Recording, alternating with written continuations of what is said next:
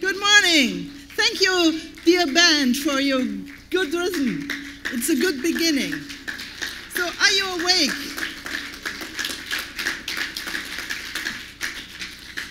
Who of you have been at DLD before? Look at this. Those of you who haven't been at DLD before, look, it's a community. It's a Wanderzirkus. We go from Munich to New York to where? To Tel Aviv, to Karlsruhe, to Bayreuth, and we are a wonderful conference network, and you're part of it. Thank you for coming. I'm Steffi. I'm part of the DLD team. We founded DLD 12 years ago, and from the beginning on, this nice gentleman was my partner in crime. It's from the beginning on, together with Hubert Börder. He was the chairman of DLD. What is DLD all about, Yossi? This is Yossi Vardi, by the way. Oh, it's connected. I'm still trying to figure it out. I have no idea. So I think is a gathering of people. The most important part of the content is the people. This is really the most important thing. Most of you have been handpicked and selected and invited. It's not this kind of conference that people just register and coming. We have people who was in any DLD event more than once. Who was more than 5 times all over the world.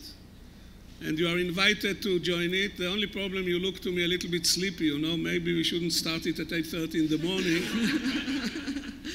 Next time we will think of it. They don't react, and other than a terrific content, as you will see, and Steffi will brief you, the most important thing is to meet the people. Don't spend all the time in the hall, but go and interact with people. And Ken Auleta, who is going to be together with me on the stage later, will tell you where is the best place to meet people in a conference. Ken, can you share with us your experience? At the bar, or where is it? Okay. Outside the bathroom in 8 hours, you are going to see everyone who is attending the conference. This year we have the motto, Reconquer. You probably see the program. Reconquer, what do we mean with it? As you know, in recent years, there has been a little bit of growing discontent with the way technology and accelerating digitalization are disrupting our lives and businesses. We in Europe, who of you is from Europe? Look, it's a good mixture between Europe, Israel, and the US. We in Europe are famous for lamenting this, I guess. But of course, the discontent, this polarized view of technology enthusiasm is turning sour a bit. It can also be heard here. All know the statements and issues we are talking about. Privacy is over, tech giants are taking over the market, every market, and stifle innovation. Millions of people will lose their job due to smart machines. Elections are won with the manipulation of social networks. I could go on, I want. In this context, our motto, Reconquer, is not a call to look back and to revel in the past. It's not be understood in a martial way. On the contrary, Reconquer is a call to re-evaluate our world and businesses, to re-engage in causes that are important to us personally and to the state of our world. It's a call to find the meaningful nuances between seeing the world in rose-tinted glasses and shutting ourselves out of possibilities to solve global issues in our volatile world together. So let me tell you what my thoughts are, what our thoughts are. Don't look so skeptic. No, tell me what are my thoughts. So let me tell you what my thoughts are when it comes to reconquering our transatlantic ties. For the packed conference day, we have gathered some of the smartest industry shapers of Europe, the US, and Israel, talking about the trends and businesses they are engaged in which they are dynamically growing and evolving every day. But we also invited thinkers to challenge our business-driven views, to show us the bigger picture on the meta level that sets the frame for pragmatic solutions. During 22 sessions today, you will hear from 46 speakers, topics about learn about entrepreneurial strategy of how to fix the digital future, get an update on which political strategies can push world politics to more collaboration, find out what industry experts think about AI eradicating probably millions of jobs, get a sense of how technology changes the view inside our brain and body. Mary Lou, where are you? Here. Here latest facts and strategies of how to close the female leadership gap. We have amazing two men talking about this. Jan Gisbert-Rue, from the CEO from a traditional steel company, will talk with Albert Wenger from Union Square Ventures, and two extraordinary women on this topic. Grow your business with insights from top investors. John Boswick, where are you? He will next on stage. So, like this, or Albert or so. Get inspired by the digital rebirth of the museum and brave architectural vision. We have Max Hollein, who just took over, became the director of the Metropolitan Museum. He will speak with Hans-Ulrich Oberst, one of the most exciting art curators in the world. So come to terms with the crypto buzz. Ingo Rübe, you have a good panel. And most importantly, learn about the future of what? Very, very important to all of us. The future of love. Future of love. Make sure you will hear the talk of Esther Perel. Whatever you want to achieve here today, do it with the spirit of reconquer. Look out for the important nuances in business success, in connectivity, and collaboration. Let us reconquer our courage, our optimism, our business, our markets, values, our origins. And most of all, what is it? Don't look so strict. What is the most important of everything? Trust, of course. Let us reconquer trust in ourselves, in our policies, in our states, in our, what else? How about our politicians? Yes, and our politicians. Reconquer, connect, and enjoy. Last but not least, I want to thank you, dear Yossi. And where's Paul Bernhard Cullen? Where is he? He gets a, without their inspiration and support, DLD New York wouldn't be possible. And Paul Bernhard Cullen, CEO of Hubert Burda Media, DLD's parents' company, and the wonderful Yossi Vardi. Apropos Burda Media, I should greet you all from my wonderful, great founding chairman together with Yossi, Hubert Burda. He can't be here today, but in spirit he is here. So Hubert sends his regards. And of course, I want to thank our partners who we are proud to welcome and feature here at DLD. Acton Capital Partners. Who is from Acton Capital Partners here? They come. Burda Principal Investments. Who is from here? Martin Weiss, board member of Burda. Dropbox. Mercedes. Who is from Mercedes here? Looking forward to your ladies' lunch later on. And SAP. For the first time, we have SAP on board. Make sure you connect with them. Thank you so much. Yossi, the floor is yours. Thank you. Thank you very much. You forgot to thank two kinds of people. First of all, the wonderful team of DLD which put the thing together. Steffi and I are harvesting the plot, but the hard work is done by a group of very gifted people. Most of them, by the way, are ladies who are putting these DLD events all over the world. So I think we should give them a nice round of applause. And the second, of course, is the one and only Steffi, which I want to thank you for all the work you are doing. And I remember always that you can remove me at any minute from my post as a co-chairman, so double thanks to you. And you are going really to enjoy the day, I'm sure about it. It will be full of activities, talks, and very interesting things. Do you know that this young gentleman flew in here to New York You landed at 3 a.m. today. No, I left home 2 days ago. I landed yesterday morning in San Francisco and continued yesterday afternoon to New York. So I think I'm the only one who went from Tel Aviv to New York via stopover in San Francisco. He knows what jet lag is. And now we have the honor for the first time to welcome on stage not the EU commissioner, but the commissioner of New York, Penny Abeywardena. Abeywardena. Sorry, it's on my jet lag.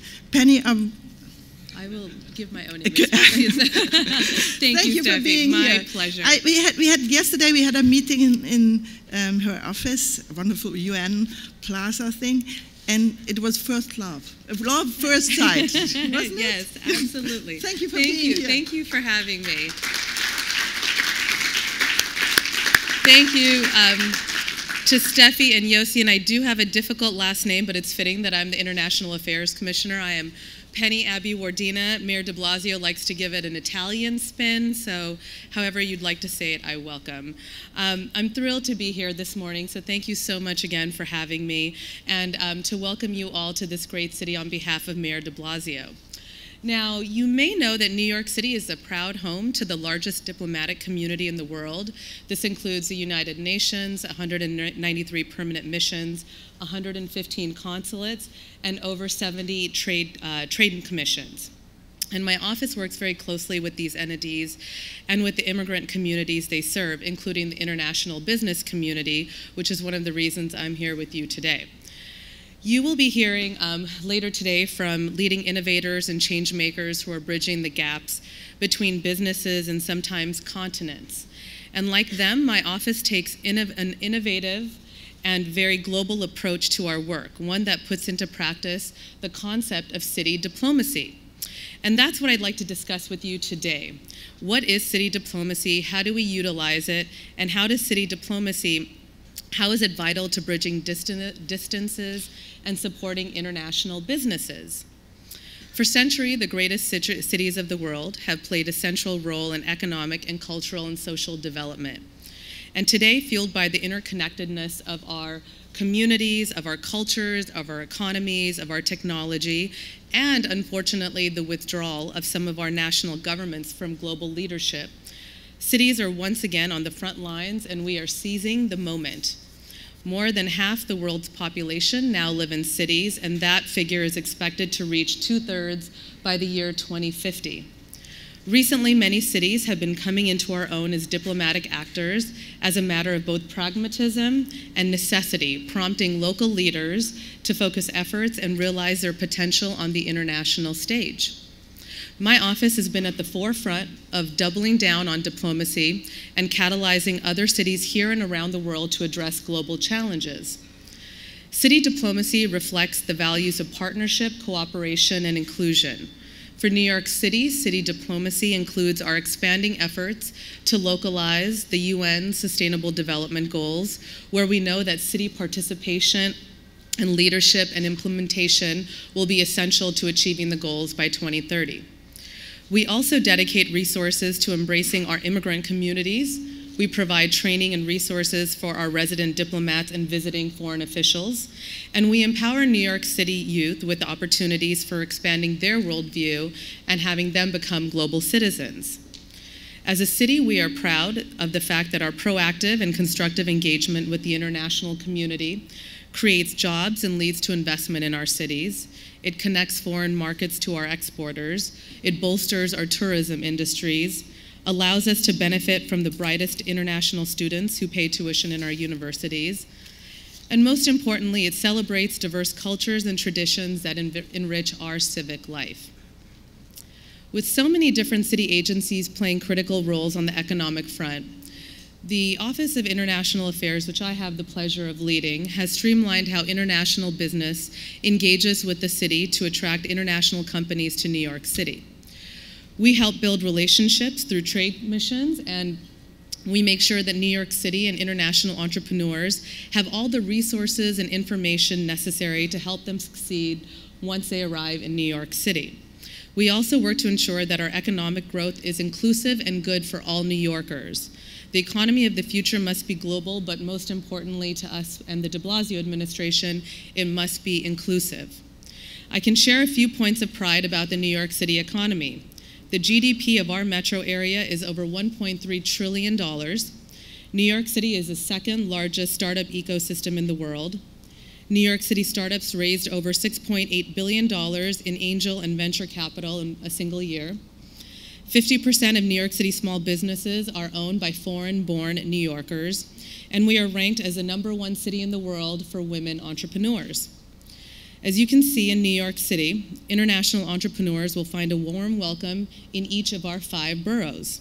New York City has always been a place for people from around the world to come grow their businesses, and we welcome them today more than ever. The de Blasio administration offers a number of innovative programs that I want to share with you today. These innovative programs are meant to help international businesses come to New York City and to succeed.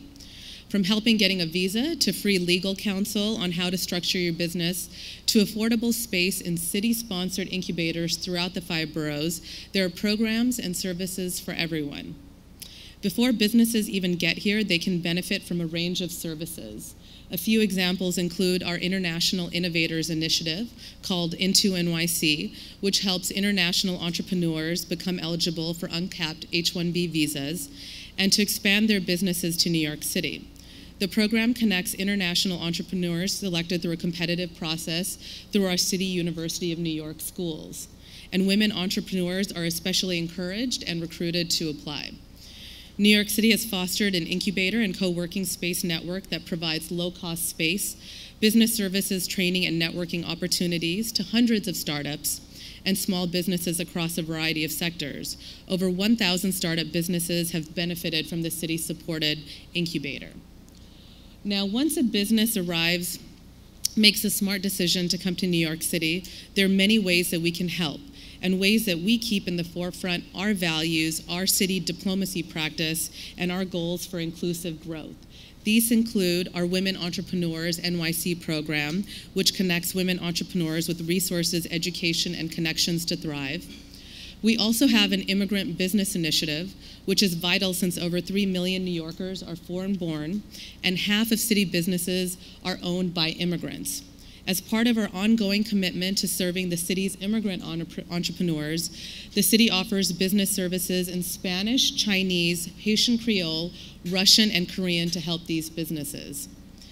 The city's business solution centers help provide free expert help with the things that you need to start, operate, or expand in New York City. This includes legal advice on how to structure and incorporate your business, questions about a real estate lease, protecting your intellectual property, assistance securing loans, helping navigate government permits and regulations, and recruiting employees. As you can see, we realize that the innovation economy of the future relies on collaboration and not isolationism. New York City is a living example that you can protect workers and wages and create inclusive growth without closing our borders. In addition to our economic development work, increasingly city diplomacy involves sharing best practices with partners around the world and leading on global challenges. As our national government abdicates its responsibility, our cities have taken steps to uphold our commitment to the Paris Climate Accord, and New York City is proud to have been the first city after the Trump administration pulled out to commit the city to the Paris Climate Accords. We also are actively advocating for the Global Compact on Migration, which reflects the experience to ensure that the compact reflects the experience of cities who are on the front lines of welcoming newcomers into their communities. We also participate actively in flourishing city networks on a range of issues with global dimensions. This includes climate change, equality to resiliency, and issues that allow us to learn from other cities facing challenges when it comes to earthquakes, flooding, fires, or other economic shocks. Regardless of what is happening at the federal level, my office knows the critical role of international engagement that plays in our country, particularly here in New York City. We know that in an interconnected world, our residents directly benefit from local government leveraging its global ties. And when our communities interact with the world, the best of American values are represented. So on behalf of New York City, we remain committed to promoting American values and advancing leadership in the global community. And with these shared principles in mind, we hope that you have a very successful conference, and we thank you for choosing New York City as one of DLD's host cities.